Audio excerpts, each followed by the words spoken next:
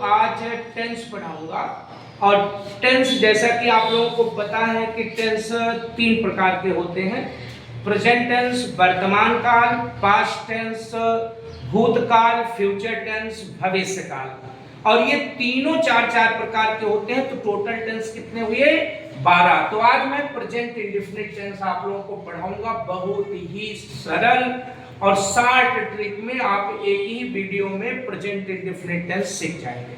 अगर आपसे किसी ने पूछा कि भैया प्रेजेंट इंडेफिनिट टेंस किसे कहते हैं, तो आप बताएंगे जिस सेंटेंस के अंत में ता है, ती है, ते हैं तथा डू डच का प्रयोग हुआ हो या मेन वर्ब में यस या यस लगा हो तो उसे प्रेजेंट इंडेफिनिट टेंस कहते हैं।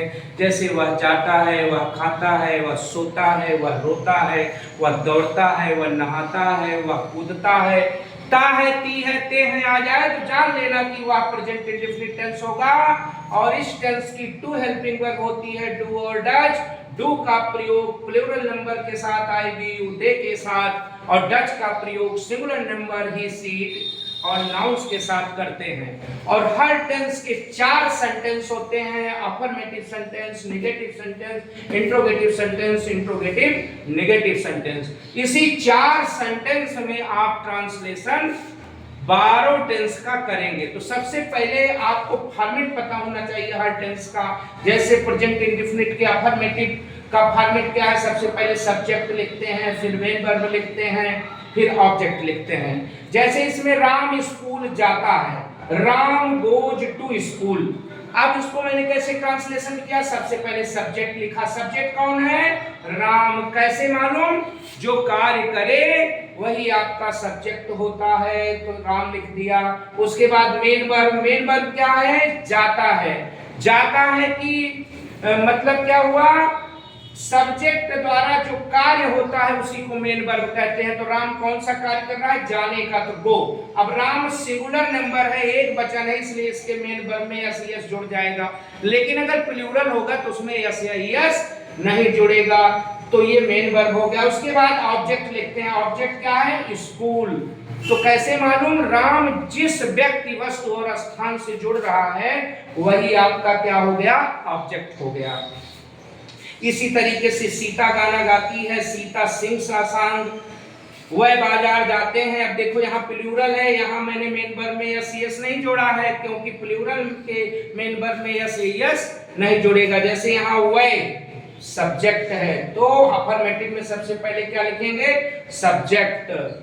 कैसे मालूम वह सब्जेक्ट है? जो बाजार जाने का काम कर रहा है उसे सब्जेक्ट कहते हैं। और मेन वर्ब क्या है?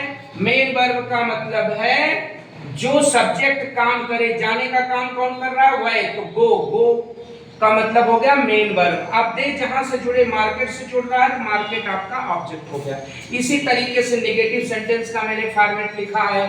सबसे पहले subject, helping verb, not, main verb, object लिखते हैं। जैसे मैं गाना नहीं गाता हूं, ये कौन सा टेंस है? ता है, ती है, ते हैं अगर आ जाए तो यह प्रेजेंट इंडेफिनिट टेंस है। इसमें सबसे पहले सब्जेक्ट लिखते हैं। सब्जेक्ट क्या है?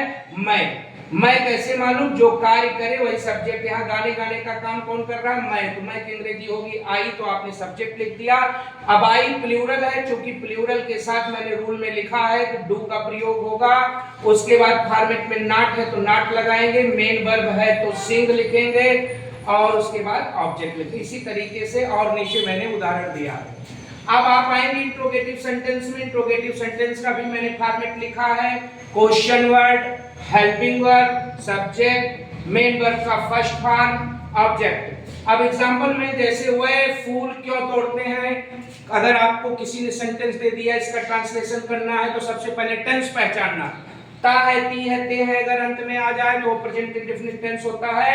और इसमें सबसे पहले क्वेश्चन वर्ड लिखते हैं। क्वेश्चन वर्ड देखो बीच में आ जाए तो उसकी अंग्रेजी पहले लिखते हैं, और अगर पहले आ जाए तो उसकी अंग्रेजी लिखते ही नहीं है।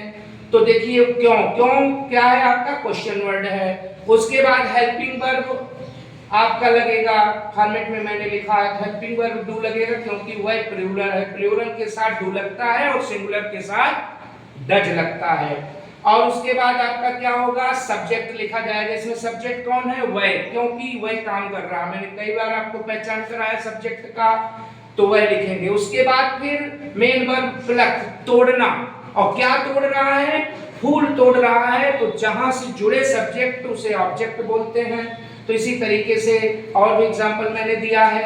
अगला आपका है इंट्रोगेटिव नेगेटिव। अब क्वेश्चन इंट्रोगेटिव अगर आप सीख गए हैं तो केवल नॉट लगा दीजिए आप मेन वर्ब से पहले, तो आपका इंट्रोगेटिव नेगेटिव सेंटेंस बन जाता है। जैसे राधा बाजार क्यों नहीं जाती है, तो इसमें सबसे पहले क्यों की अंग्रेजी लिखें, क्योंकि ये बीच में है, पहले आवत अंग्रेजी नहीं लिखेंगे, इस बात का ध्यान देना। क्यों, क्यों पहले आया है, तो क्योंकि अंग्रेजी हमने लिखा वाई।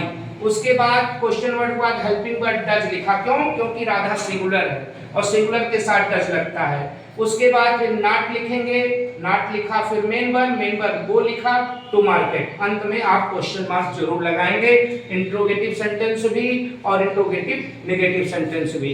एक बार मैं आप लोगों को सब्जेक्ट के बारे में बता दूं, सेंटेंस में जो कार्य करे उसे सब्जेक्ट कहते हैं और सब्जेक्ट के काम को मेन वर्ब कहते हैं। सब्जेक्ट जहां से जुड़े उसे हम क्या कहते हैं भैया, उसे हम ऑब्जेक्ट कहते हैं। जैसे यहां मैंने लिखा है राम स्कूल जाता है, तो राम यहां पर सब्जेक्ट है। कैसे मालूम, क्योंकि स्कूल जाने का काम कौन कर रहा है, राम। और मेन वर्ब क्या है, राम के काम को क्या कहा जाता है, राम जाने का काम कर रहा है, तो जाना क्या हुआ, मेन वर्ब हुआ।